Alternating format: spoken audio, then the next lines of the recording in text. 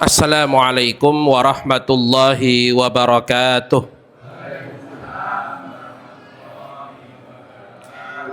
Alhamdulillahi rabbil alamin. Wabihi nasta'inu ala umuri dunya waddin. Wa sallallahu wa sallama ala nabiyyina Muhammadin khatamin nabiyyin wa ala alihi wa sahbihi ajma'in. Wala hawla wala quwwata illa billahil aliyyil azim, amma ba'du. Allahumma alimna ma yanfa'una, Allahumma anfa'na bima 'allamtana wa zidna ilman ya alim. Allahumma faqihna wa faqih ahlana. Allahumma akhrijna min dhulumatil wahmi wa akrimna binuril fahmi waftah alaina bima'rifatil ilmi wa sahhil akhlaqana bil hilmi waj'alna mimman yastami'una al-qawla fayattabi'una ahsanah, amin. Ma'asyiral muslimin wal hadirin rahimakumullah. Bapak-bapak, ibu-ibu jamaah sholat maghrib dan pengajian malam Senin yang saya hormati dan saya muliakan, dan semoga selalu dijaga, dilindungi, dirahmati oleh Allah Subhanahu wa taala.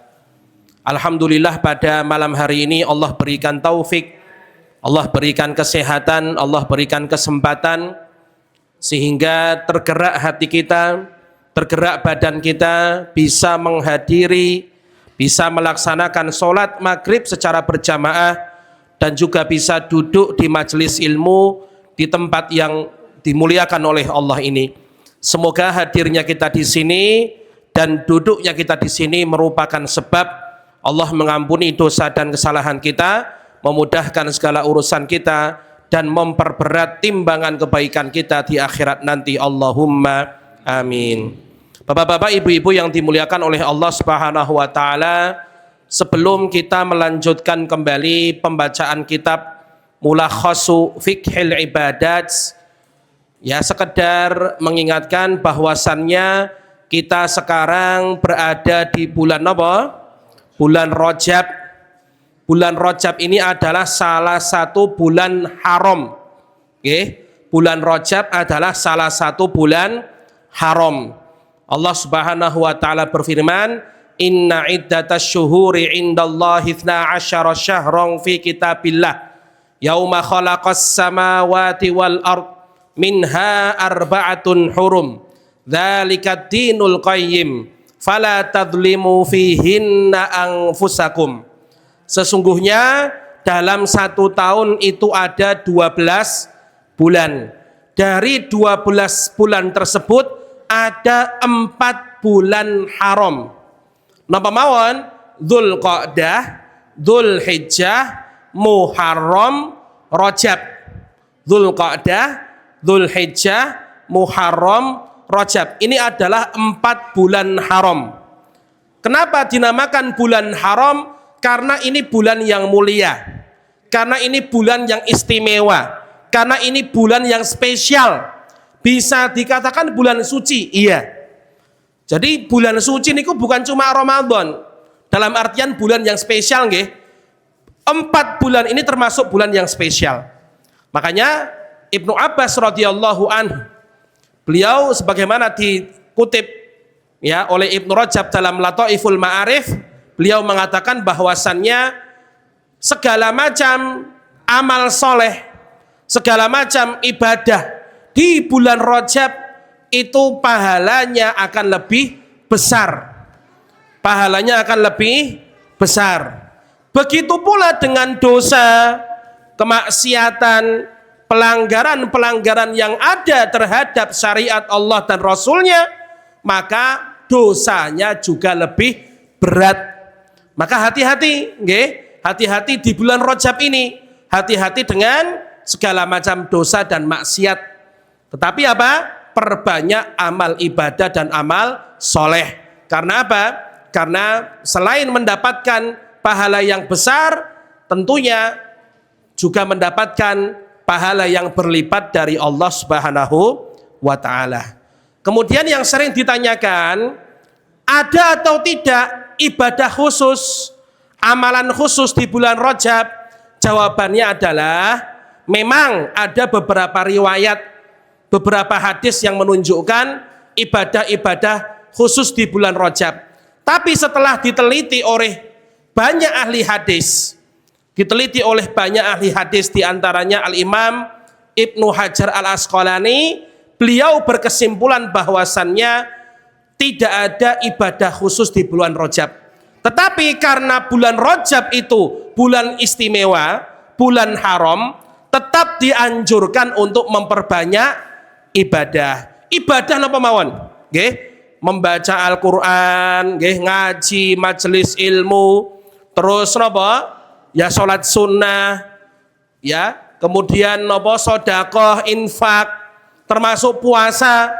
Diperbanyak. Puasa apa? Ya puasa yang sudah ada. Misalnya mau puasa Senin Kemis, monggo. Mau puasa Ayamul Bid, bagus. Mau puasa Daud, luar biasa. Loh, emang boleh puasa Daud cuma di bulan Rajab? Boleh atau tidak, Pak Bu? Aku meh poso Daud sasi Rajab tok. Mengko Sya'ban ora meneh. Boleh nggak seperti itu? Boleh, nggak ada masalah. Nggak ada masalah ya. Puasa Daud itu tidak ada aturan harus setahun minimal, nggak ada. Ya semampunya. Kita nyoba misalnya hari ini puasa, besok buka, besok puasa, besok buka. Wis ra kuat, wis mboten napa-napa. Yang penting apa? Tadi di bulan Rajab ini kita perbanyak amal ibadah apapun bentuknya dan hindari sebisa mungkin dosa dan maksiat karena akan lebih besar, ya, seperti itu. Semoga Allah Subhanahu wa taala memberi kita taufik agar bisa beribadah secara maksimal di bulan Rajab ini dan juga bisa meninggalkan segala macam bentuk kemaksiatan. Allahumma amin. Insyaallah kita lanjutkan pembacaan kitab Mulakhasu Fiqhil Ibadat yang ditulis oleh tim Muassasah Ad-Durar As-Saniyah. Sebelumnya ya, pada pertemuan sebelumnya ya, pekan keempat bulan lalu ya, kita membahas tentang wudhu. Kita sudah membahas wudhu, rukun-rukun wudhu, syarat sah wudhu, syarat wajib wudhu, kemudian rukun wudhu, sunnah wudhu. Nah insya Allah pada malam hari ini kita akan membahas pembatal-pembatal wudhu. Pembatal wudhu. Apa saja yang membatalkan wudhu. Seperti itu. Nanti insya Allah pekan depan, hari Ahad depan, malam Senin, saya akan mempraktekkan wudhu. Ya, bagaimana wudhu yang paling minimal. Wudhu yang paling minimal cuma pakai satu botol. Dan bagaimana wudhu yang paling bagus. Paling sesuai dengan sunnah Nabi Muhammad Sallallahu Alaihi Wasallam. Dulu kemarin sempat saya sampaikan di antara cara kumur-kumur dan istinsyaknya Nabi niku napa? Al-jam'u. Jadi menggunakan satu tangan, ngambil air terus ambil di mulut, separuh hidung buang. Jadi satu tangan untuk hidung sekaligus mulut. Dan itu sudah dipraktekkan sama dereng niki? Dereng. Ya, nanti insya Allah kita praktekkan. Bukan berarti yang seperti ini salah, tidak. Yang 1, 2, 3, 1, 2 itu enggak salah, itu boleh. Ulama sepakat tidak ada masalah dan tetap mendapatkan pahala sunnah, mendapatkan pahala aslus sunnah. Tetapi kalau mau lebih bagus, mau naik level, niku tadi. Karena Nabi itu dalam banyak hadis sahih, beliau kalau misalnya madmadah dan istinsyak itu menggunakan satu tangan. Ambil air, kumur, hidung. Satu. Ambil air, kumur, hidung. Dua, dan seterusnya. Nanti insya Allah kita praktekkan minggu depan. Nah sekarang kita bahas dulu pembatal wudhu. Qala al-musannif al-faslul awal ta'rifu nawaqidil wudhu wa ma yanqudul wudhu'a wa ma la yanquduhu. Ya. Penjelasan tentang pembatal wudhu, apa saja yang membatalkan wudhu dan apa saja yang tidak membatalkan. Seperti biasa, saya sampaikan berbagai macam pendapat fikih, ya, berbagai macam pendapat fikih. Kemudian apa? Kemudian saya kasih pilihan saya memilih yang ini misalnya. Saya condong yang ini. merekomendasikan yang ini tanpa memaksa. Soalnya kenapa? Soalnya seperti ini, oke? Contoh, misal di dalam pembatal wudhu itu ada yang disepakati, semua ulama sepakat ini batal, itu ada. Ada hal-hal yang tidak disepakati. Contoh hal-hal yang tidak disepakati itu adalah, maaf seorang laki-laki yang menyentuh kemaluannya tanpa menghalang, polos langsung. Ini mazhab Syafi'i batal, mazhab Maliki dan Hanafi tidak batal. Nanti kita bahas. Nah, ini dampaknya luar biasa. Misalnya ngapunten nggih, ini diceritakan oleh guru-guru kami. Misalnya contoh kasus, ya, kita meyakini menyentuh kemaluan itu batal. Delalah imame sak durunge salat ngapunten garuk-garuk kemaluan. Bar apa? Habis salat, habis adzan, wah garuk-garuk. Kita lihat loh, kok imame kukur-kukur itu. Bar kuwi qomat, Allahu Akbar, Allahu Akbar, langsung imam. Nah, ini gimana kita? Kita melihat imam melakukan pembatal wudhu. Kita menyaksikan nih dengan mata kepala. Ini tenanan nih loh. Imamnya garuk-garuk kemaluan. Padahal batal. Nah, dalam kasus seperti ini kita boleh husnudzon. Oh, berarti imamnya meyakini menyentuh kemaluan itu wudhunya tidak batal. Kita masih bisa husnudzon karena tahu perbedaan pendapat. Nah, tapi nanti kalau yang sepakat nggak boleh husnudzon.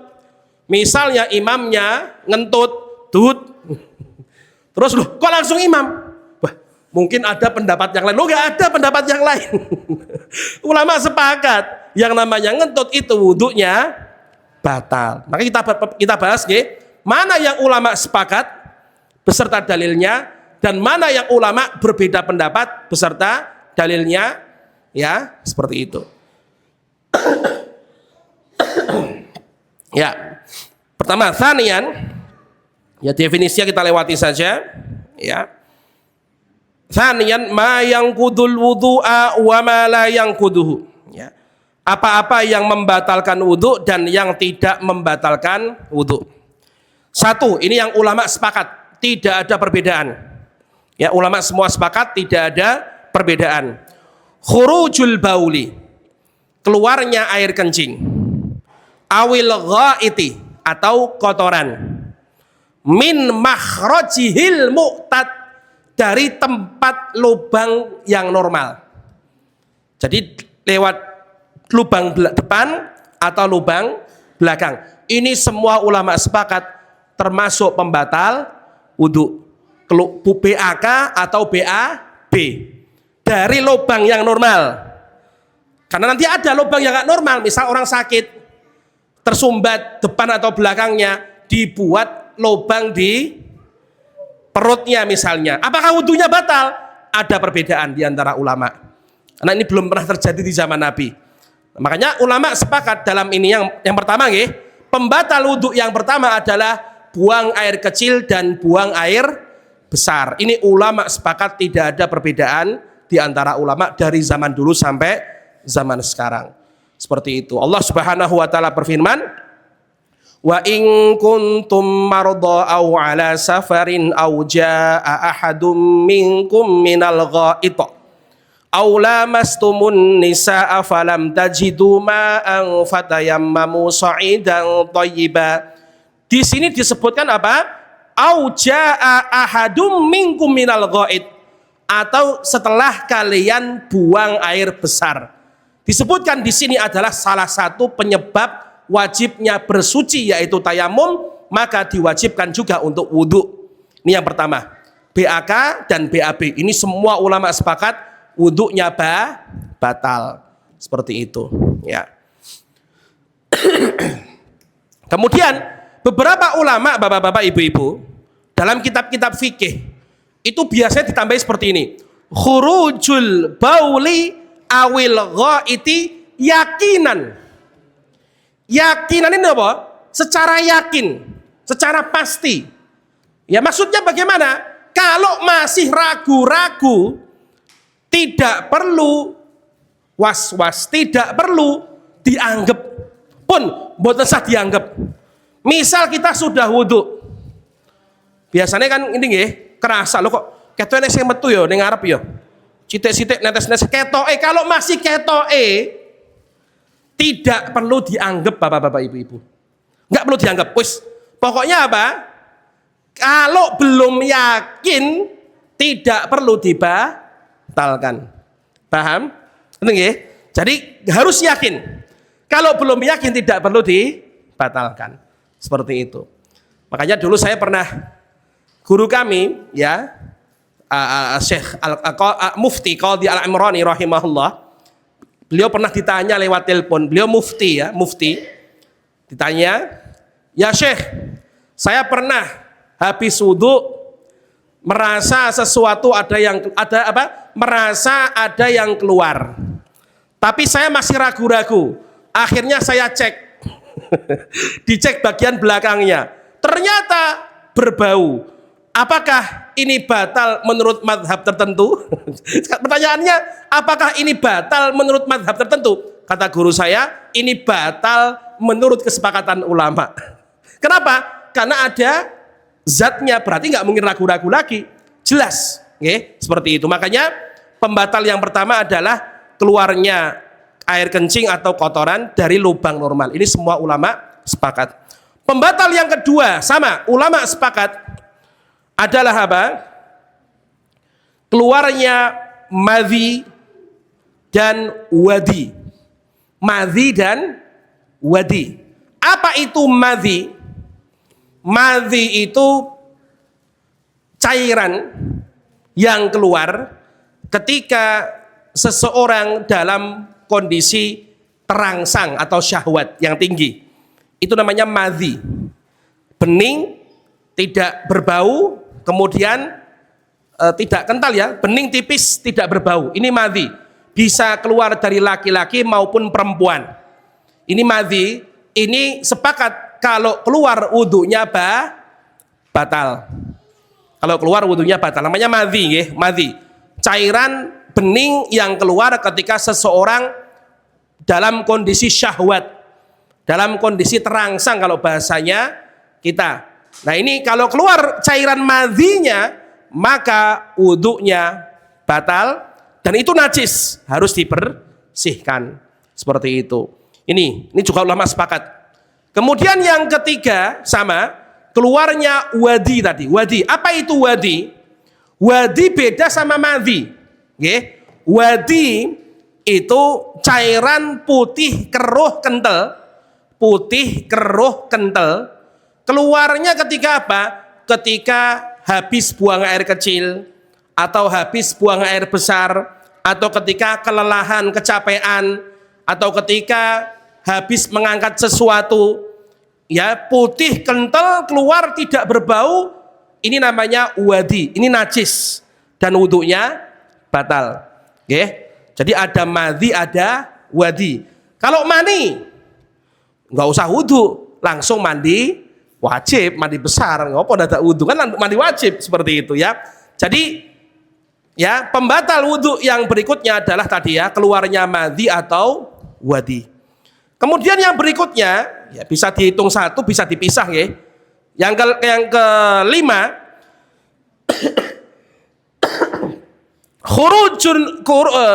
bentar. Nah sekarang sebelum kita membahas itu ya, sekarang ada pembahasan yang mungkin kita perlu bahas nih. Khurujun nadir minas sabilain kadud wal hasa wa damil bawasir wa ghair dzalik yang kudul wudhu wa huwa madhabul jumhur. Ada sesuatu yang keluar dari lubang depan atau belakang, tapi sesuatu yang enggak normal. Contoh maaf nggih, misalnya yang keluar darah, bukan darah haid. Misalnya dari belakang sedang sakit ambeien, kemudian luka, keluar darahnya. Maka kalau memang sebelumnya nggak keluar, kemudian keluar, maka wudhunya batal. Atau misalnya sesuatu yang jarang banget keluar. Misalnya nggih, sekarang itu ada anak-anak kecil namanya penyakit cacingan. Orang dewasa juga bisa. Katanya seperti itu nggih. Dari belakang keluar cacing, uget-uget. Nah, ini batal nggak wudunya? Batal. Apapun sesuatu yang keluar dari lubang depan maupun lubang belakang, ini membatalkan wudu. Seperti itu. Keputihan, kalau bahasa Arabnya rutubatul farji. Rutubatul farji, keputihan yang keluar dari seorang wanita. Apakah ketika keluar membatalkan wudu? Di sini ulama berbeda pendapat. Jumhur ulama, mayoritas ulama berpendapat bahwasannya keputihan ada dua nggih. Ada yang normal. Cairan keputihan wanita yang normal, bukan karena penyakit, bukan karena infeksi jamur, normal. Ya, yang mana tadi ya, fungsinya menjaga kelembapan kemaluan wanita. Keputihan yang normal itu tidak najis, tetapi membatalkan wudu. Kalau keputihan yang tidak normal sangat banyak, kemudian maaf baunya juga menyengat karena infeksi jamur atau penyakit, ini wudunya batal dan juga najis. Ini pendapat jumhur ulama. Sebagian ulama, misalnya apa? Misalnya di sini disebutkan Ibnu Hazm, ya. Kemudian Syekh Shalih Al Utsaimin berpendapat bahwasannya keputihan dari wanita, mau sebabnya apapun, mau penyakit, mau bukan, tidak membatalkan wudu. Kalau mengikuti pendapat ini rada enak nggih, seperti itu. Jenengan ibu-ibu bisa hati-hati, wanita bisa hati-hati. Kalau memang nggak repot, bismillah, saya siap, misalnya setiap dibersihkan baru sholat, bisa mengikuti pendapat jumhur, lebih aman, lebih hati-hati dan lebih bersih, seperti itu. Kalau memang repot, ya penyakit dan lain-lain, kita bisa mengikuti pendapat ini tadi, pendapat Ibnu Hazm dikuatkan oleh Syekh Utsaimin, bahwasannya keputihan dari wanita itu tidak membatalkan wudu. Enten nggih? Seperti itu. Nah, kemudian ya. Pembatal yang berikutnya adalah khurujur rih. Ini juga sama. Keluarnya angin. Alias ngentut, ini jelas ulama semua sepakat tidak ada perbedaan, nggih. Tidak ada perbedaan. Rasulullah Shallallahu alaihi wasallam menyampaikan dalam hadis sahih, la tuqbalu salatu man ahdatsa hatta yatawaddo. Tidak diterima salatnya orang yang berhadas kecuali dia wudhu dulu. Kemudian datang seorang sahabat yang bertanya, mal hadas ya Abu Hurairah? Ya, apa itu hadas wahai Abu Hurairah? Ketika Abu Hurairah menyampaikan hadis ini, ya, ketika Abu Hurairah menyampaikan hadis ini, beliau ditanya, apa itu hadas? Jawaban Abu Hurairah, qala fusaun au duratun, ya, fusaun au duratun, ya, kentut termasuk apa? Pembatal atau pembatal wudu atau hadas, seperti itu. Ini ulama tidak ada yang berbeda pendapat, ya. Ini kalau dari lubang belakang. Nah, sekarang ini juga pembahasan penting, ya. Terkadang ya, maaf ini pembahasan fikih, ya, dari wanita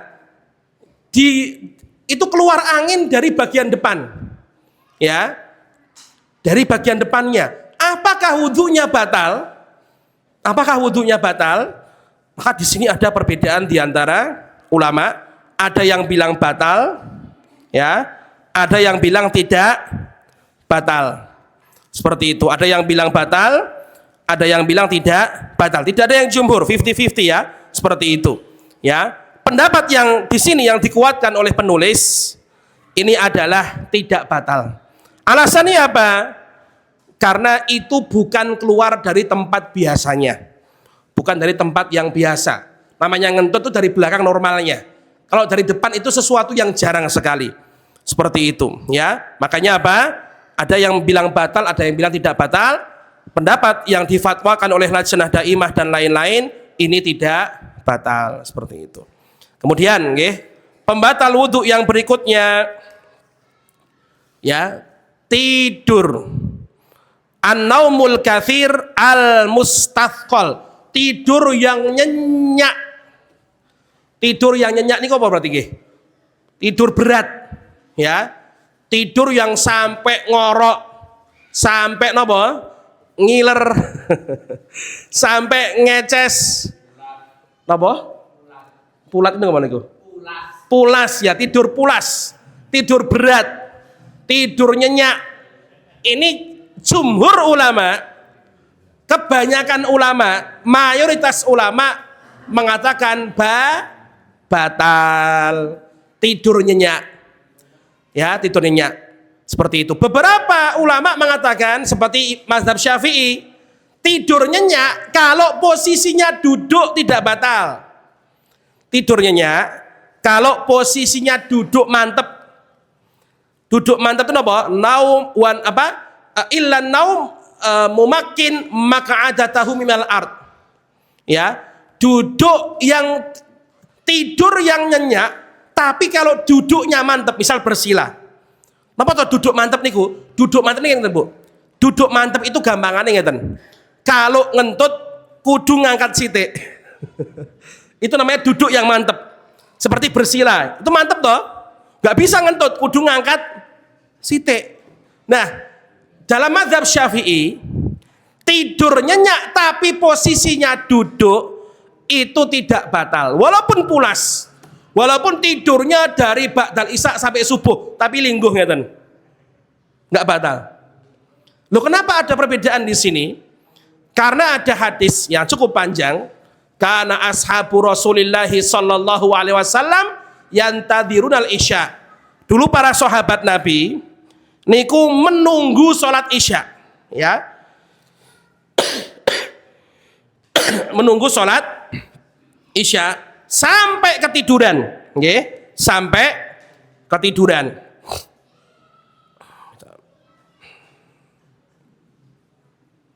Ya. Kemudian apa? Beberapa sahabat itu ketiduran, tetapi kepalanya masih gerak-gerak, ngeten. Hatta tahfiqar usuhum. Nah, itu posisinya duduk. Para sahabat tidur, tapi kepalanya gerak-gerak. Nah, kemudian Rasulullah datang, sholat isya, Rasulullah tidak menyuruh sahabat yang ketiduran untuk wudhu lagi. Wis, langsung sholat. Rasulullah tidak memerintahkan, tidak nyuruh sahabat yang tidur untuk wudhu lagi. Dari sini, ulama berpendapat bahwasannya Imam Syafi'i memandang hadisnya seperti ini. Oh, berarti kalau tidurnya duduk nggak apa-apa, seperti itu, ya. Yang penting tidurnya duduk, ya. Kalau jumhur enggak, itu bukan masalah duduknya, tetapi apa? Tetapi masih gerak-gerak, berarti belum nyenyak, belum pulas tidurnya, tidurnya masih tidur nopo nggih? Kalau tidur nggak nyenyak ini namanya nopo, Pak? Gini nggih. Intinya apa? Beberapa ulama memahami itu tidurnya belum pules, jadi tidak batal. Maka jenengan nggih, hati-hatinya apa? Kalau misalnya kita tidur nggih, pun wudhu aja seperti itu. Ya, wudhu. Kecuali ketiduran cuma sebentar, mboten ngantuk nggih, mboten pulas. Ya, apa toh tidur pulas itu bagaimana? Nah, di sini ulama memberi napa nggih? Memberi dhobit, memberi patokan, nggih, memberi patokan, ya. Dikatakan bahwasannya, ya, dhobit yang diberikan mazhab Malik, ya, apa itu tidur pulas? Mala yash'uru sahibuhu bil aswat. Satu, ciri-ciri tidur pulas. Satu, yang tidur tidak mendengarkan suara apapun. Ya, diceluk, cek tidur berarti apa? Nyak. Satu, ini ciri pertama. Au bisukuti syai'in min yadihi, atau ketika ada benda jatuh dari tangannya nggak terasa. Misalnya kita megang HP nggih, terus tidur, nggak kerasa, tetap tidur, berarti nyenyak. Beda kalau misalnya kita main HP, pas jatuh, nah itu belum nyenyak, belum batal wudhunya.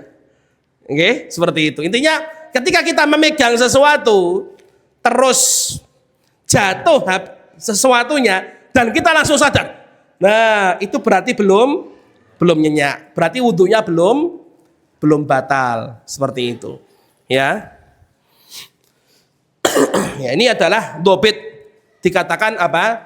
Tidur nyenyak atau tidak, seperti itu. Ya, kalau saya pribadi condong ke pendapat ini, bahwasannya tidur itu dilihat dari nyenyak atau tidaknya. Kalau nyenyak pules batal, mau duduk, mau nggak duduk, mau nopo, pokoknya batal selama nyenyak. Kalau nggak nyenyak, mau tidur, mau melumah, tengkurap, duduk, nggak batal. Ini pendapat Malikiyah dan pendapat jumhur ulama. Kalau mazhab Syafi'i, ini selama duduk nggak batal. Makanya di ini Pak, dulu tempat saya belajar di Sudan itu, selama saya ya hampir sekitar 6 tahun, hampir nggak pernah melihat yang namanya hadirin itu tidur ketika sholat Jumat. Jarang banget, malah nggak pernah. Kenapa? Ngerti kalau tidur batal, repot, wudhu meneh, ngantri meneh. Nah kalau di Indonesia beda. Kadang-kadang itu baru khotibnya baru naik mimbar, assalamualaikum, sampun ancang-ancang, tak terus ya, soalnya apa? Rapopo, sing penting lingguh turunnya rabatal, seperti itu. Kadang-kadang ada yang ngorok loh Pak. Itu kalau ada yang ngorok itu kadang-kadang dibiarkan. Meh digugah ya ora kenal bekewo. Ini dibiarkan itu, seperti itu. Ya Allah, makanya kalau saya pribadi condong ke pendapat tadi, bahwasannya tidur yang nyenyak itu membatalkan wudhu, posisi apapun. Mau duduk, tengkurap, ya, terlentang, tidur, menyamping, berbaring, selama tidurnya pules atau nyenyak, ini wudhunya batal. Kemudian, ya, selain tidur, apa saja selain tidur, ada namanya zawalul akli, hilangnya kesadaran, seperti gila, pingsan, mabuk, ya. Bukan mabuk perjalanan, yaitu mual, mabuk habis minum minuman keras, ini wudhunya batal. Nampak ini Pak, cek mendem cek kelingan sholat. Kadang-kadang mabuk, wudhuku batal, tak sholat sih. Kadang-kadang saya pas belajar tuh mikir, ada ya orang mabuk sadar wudhunya batal terus sholat ya. Masya Allah, kadang-kadang mungkin ada ya, seperti itu. Jadi selain tidur, sama sesuatu yang menghilangkan akal, contoh pingsan, mabuk tadi, napa meleh Pak? Hal-hal yang menghilangkan akal, gila, terus napa nggih? Epilepsi, tahu epilepsi? Ayan, ya, ini sesuatu yang menghilangkan akal. Kalau kemudian sembuh lagi, wudhunya batal, seperti itu. Nah, sekarang tadi ya pembahasan yang kita ini tadi ya. Jadi yang ulama sepakat napa mawon? Keluarnya air kencing, kotoran, angin, wadi, madhi. Ini ulama sepakat. Nggih. Tidur. Ya, ada perbedaan nggih. Ada yang bilang kalau nyenyak batal.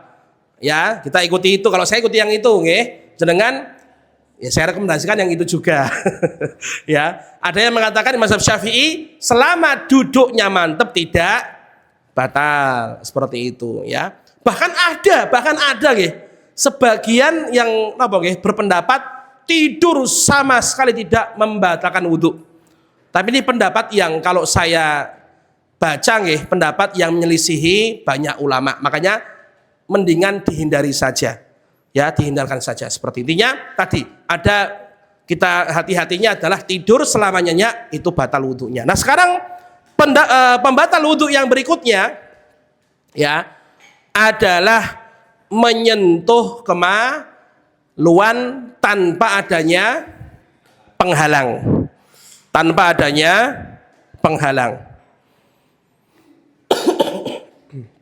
Ya, menyentuh kemaluan tanpa adanya penghalang.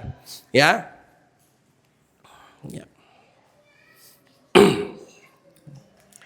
Ikhtalafa ahlul ilmi fi naqdil wudu'i bi massir rajuli dzakarahu ala qaulain.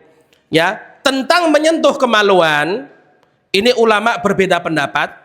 Pendapat yang pertama, pendapat jumhur ulama, pendapat mayoritas ulama bahwasannya memegang kemaluan tanpa penghalang, langsung tangan ketemu kemaluan, ini wudhunya batal. Ini pendapat yang kuat karena jelas hadisnya.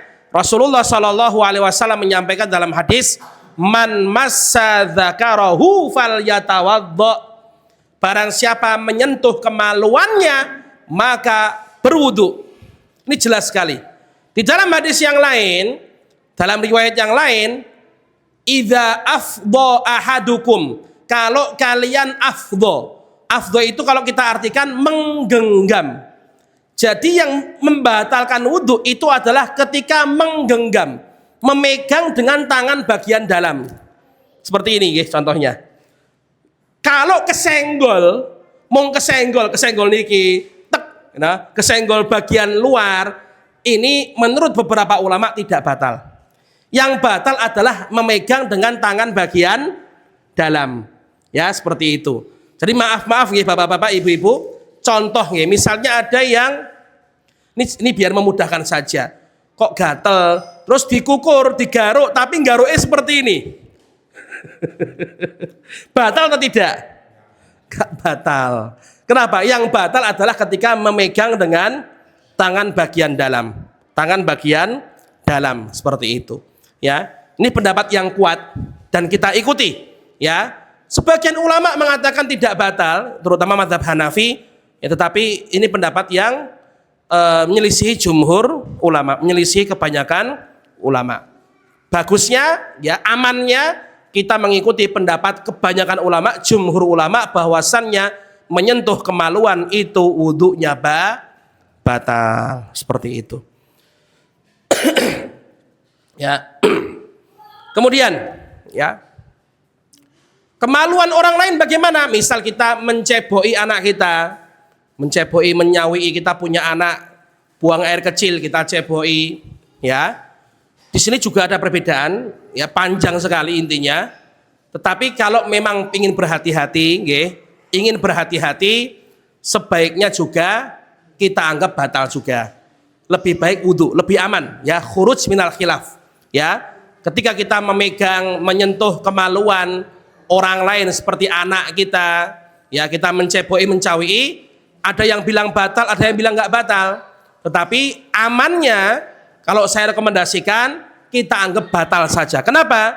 Lebih aman, ya, lebih aman seperti itu, ya. Ya. Kemudian, ya, nanti ada cabang dari permasalahan ini, ya.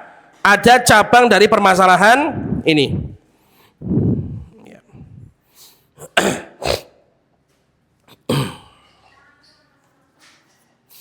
Memegang halaqatud dubur. Kalau kemaluan jelas, pendapat mayoritas ulama kemaluan batal kalau dipegang. Nah, sekarang kalau menyentuh dubur, ya, dubur, apakah wudhunya batal? Ya. Ya, di sini ada dua pendapat, ya. Pendapat yang pertama mazhab Syafi'iyah, Hanabilah, kemudian juga beberapa sahabat, ya, beberapa tabi'in, di antaranya Atha, Az-Zuhri, Maimun ibni Mahran, ya, ini batal. Menyentuh dubur itu juga batal. Dalilnya apa? Dalilnya tadi, man massa farjahu. Dalam hadis yang lain Nabi bilang, man massa farjahu. Barang siapa menyentuh farajnya. Faraj itu lubang kemaluan, baik depan maupun belakang. Fal yatawaddo wudu'ahu lis-shalah. Ini hadis riwayat Abu Daud dan Tirmidzi. Ini jelas ya. Jadi Nabi bukan cuma bilang zakar. Zakar itu bahasa Arab untuk kemaluan laki-laki. Di hadis yang lain Nabi bilang man massa farjahu. Faraj itu lubang ya kemaluan laki-laki, perempuan, depan maupun belakang. Ini dalilnya. Seperti itu ya. Ini dalil dari pendapat yang pertama, bahwasannya menyentuh dubur itu membatalkan wudhu juga, sama seperti apa? Sama seperti menyentuh kemaluan, ya. Seperti itu. Kemudian beberapa ulama mengatakan tidak batal, ya. Karena apa?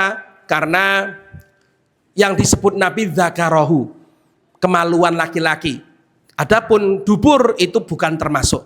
Tapi tadi ya, yang difatwakan oleh banyak ulama, ya, diikuti oleh ulama Syafi'iyah, Hanabilah, sebagian ulama salaf, Asy-Syaukani, kemudian Syekh bin Baz, bahwa menyentuh dubur itu membatalkan wudu. Jadi misal kita nyeboi anak kita yang habis buang air besar, maka kita yang menyentuhnya juga diwajibkan untuk berwudu, seperti itu. Kemudian ya, adapun selain itu, misal maaf nggih, menyentuh bulu kemaluan, menyentuh bagi laki-laki itu nomor bawah ini nggih, dua telurnya, ini tidak membatalkan wudu, seperti itu. Ya.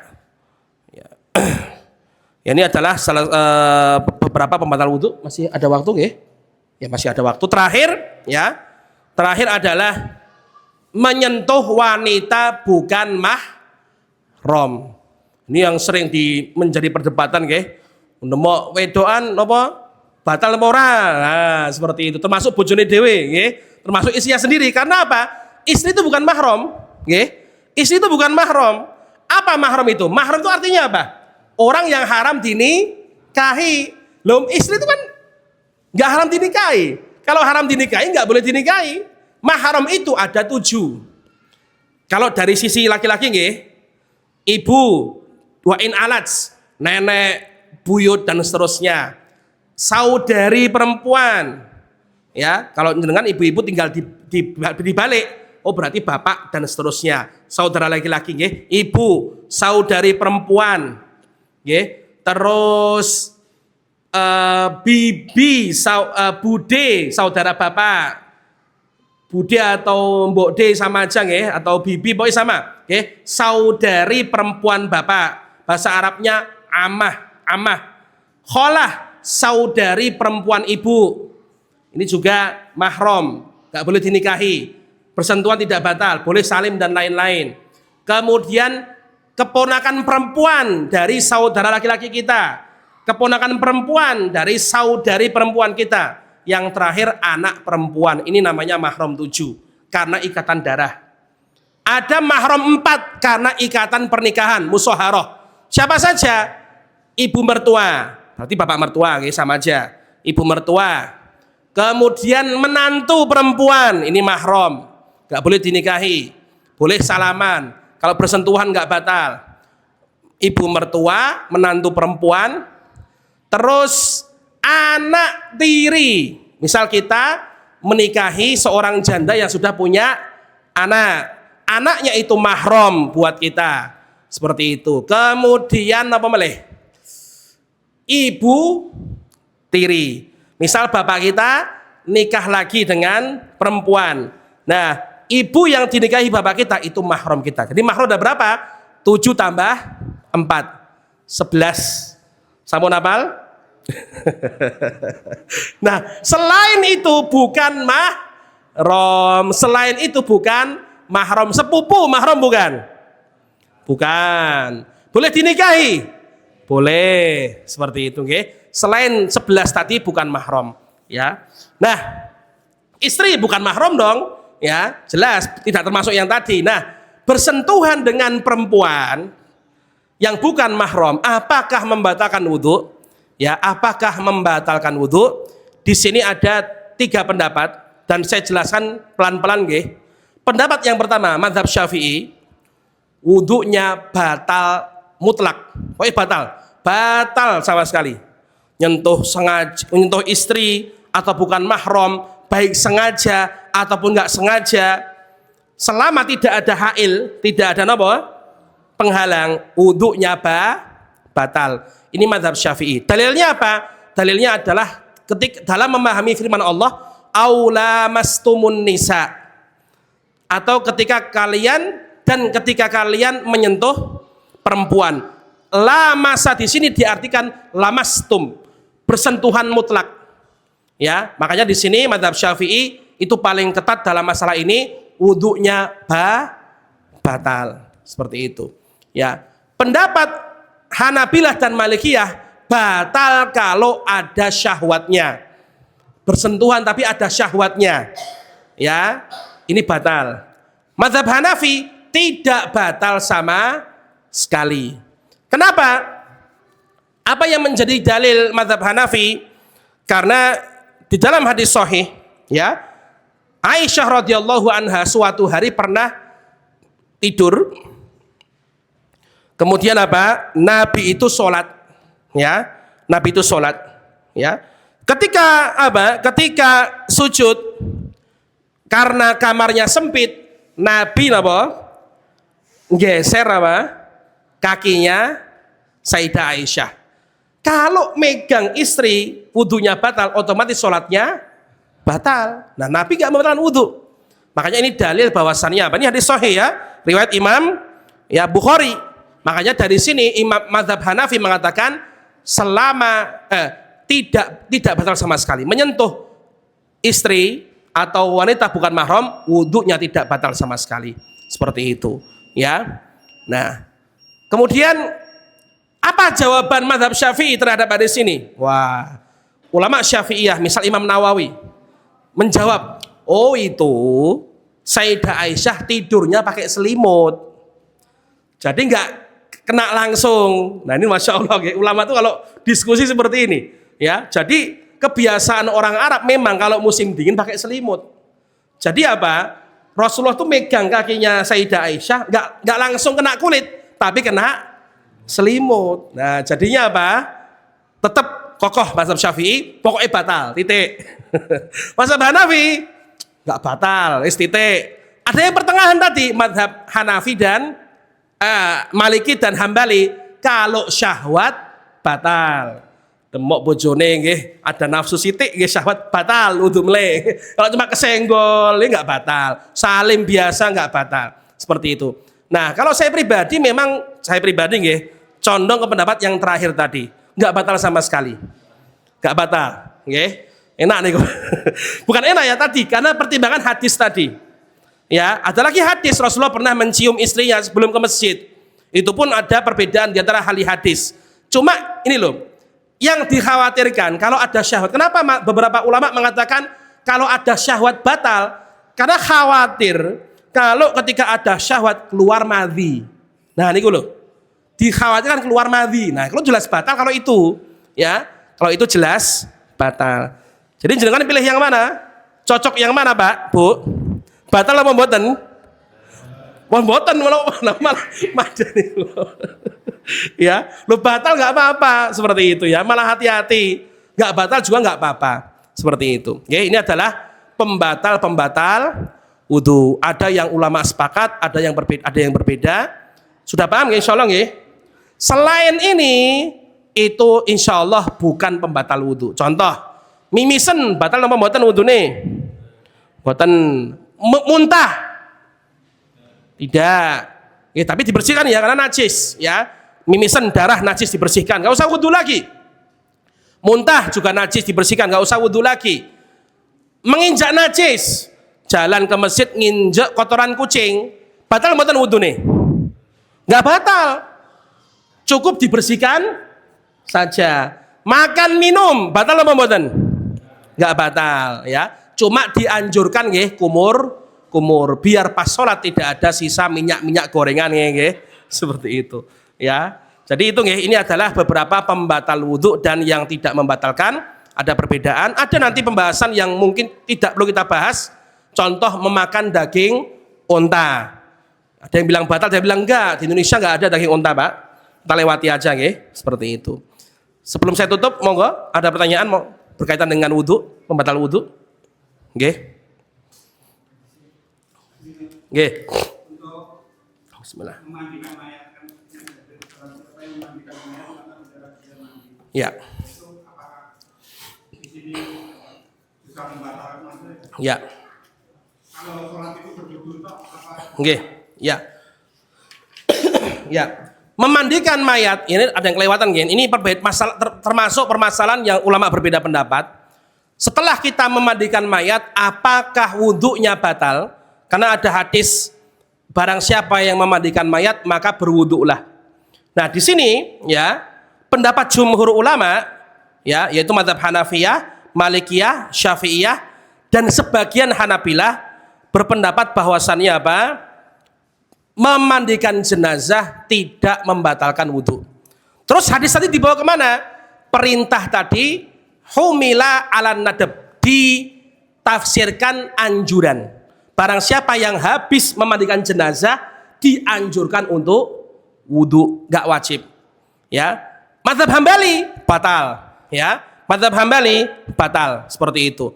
Jadi barang siapa yang memandikan jenazah maka harus wudu. Ya, seperti itu. Ya, ini yang tadi saya kelewatan, ya, ada perbedaan pendapat jumhur ulama, mayoritas ulama tidak membatalkan wudu. Ya, jadi apa? Cuma dianjurkan untuk wudhu saja. Ngerti nggih? Seperti itu. Monggo Pak. Ya monggo. Sawat dulu nih. Oh. Ya. Kalau sekedar ngempet nggih, ya nggak batal. Selama sekedar ngempet nggak batal. Seperti itu nggih. Sekedar ngempet nggak batal.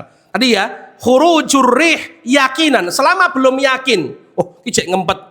Ketoke metu ya. Selama ketoke atau masih ngempet masih apa-apa belum batal. Ngeten nggih? Monggo, Pak.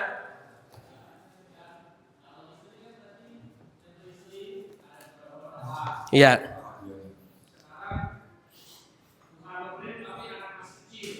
Iya. Iya. Ya tadi masuk dalam pendapat tadi, karena tadi kan umum menyentuh wanita yang bukan mahram. Bukan mahram termasuk istri, termasuk anak kecil wanita, termasuk nenek-nenek, kan sama, semua sama. Ya, termasuk semua masuk seperti itu. Intinya bukan mahram. Ya kalau anak kecil ulama sepakat nggak batal wudunya. Anak kecil yang masih kecil sekali, ya masih 3 tahun, 4 tahun, 5 tahun, 6 tahun nggak ada masalah. Seperti itu nggih. Seperti itu. Ada lagi monggo, bapak-bapak, ibu-ibu. Mboten wonten? Tidak ada lagi, sampun? Sampun nggih? Ya, kita cukupkan, insya Allah kita lanjutkan pada pertemuan berikutnya. Minggu depan kita membahas fikih sholat. Tapi sebelum kita membahas fikih sholat, ya kita, nopo? Saya praktekkan wudhu dulu nggih. Nanti bagaimana wudhu yang paling minimal dan wudhu yang paling maksimal sesuai dengan sunnah Nabi Muhammad Sallallahu Alaihi Wasallam. Semoga apa yang kita pelajari mendapatkan menambah ilmu dan amal kita, menambah keimanan dan ketakwaan kita. Allahumma amin. Subhanakallahumma wa bihamdika asyhadu an la ilaha illa anta astaghfiruka wa atubu ilaik. Assalamualaikum warahmatullahi wabarakatuh.